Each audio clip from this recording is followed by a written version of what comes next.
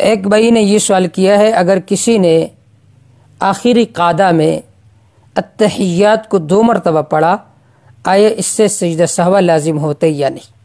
یعنی آخری قعدہ میں اس نے التحیات للہ والصلوات والطیبات السلام علیک ایھا النبی ورحمۃ اللہ وبرکاتہ، اس تشہد کو اس نے 2 مرتبہ پڑھا، آیا اس سے سجدہ سہو لازم ہوتے یا نہیں؟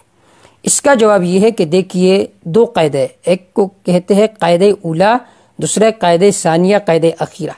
اگر قاعدہ اولا میں اس نے تشہد کو 2 مرتبہ پڑھا تو اس وقت سجدہ سہو لازم ہوگا۔ وجہ یہ ہے کہ تاخیر آ گئی ہے تیسری رکعت میں قیام فرض ہے اور اس میں تاخیر آ گئی ہے، تو فرض کے تاخیر کی وجہ سے بھی سجدہ سہو لازم ہوتا ہے۔ لیکن اگر قاعدہ اخیرہ میں اس نے تشہد کو 2 مرتبہ پڑھا تو پھر اس وقت سجدہ سہو لازم نہیں ہوگا۔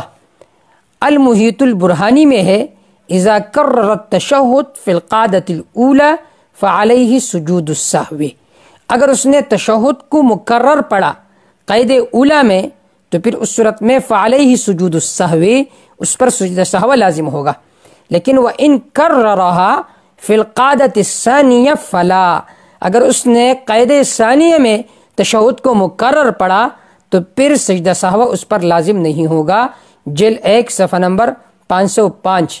اسی طرح کنز کی شرح البحر الرائق میں یہ جزیہ موجود ہے۔ واللہ تعالی اعلم بالصواب۔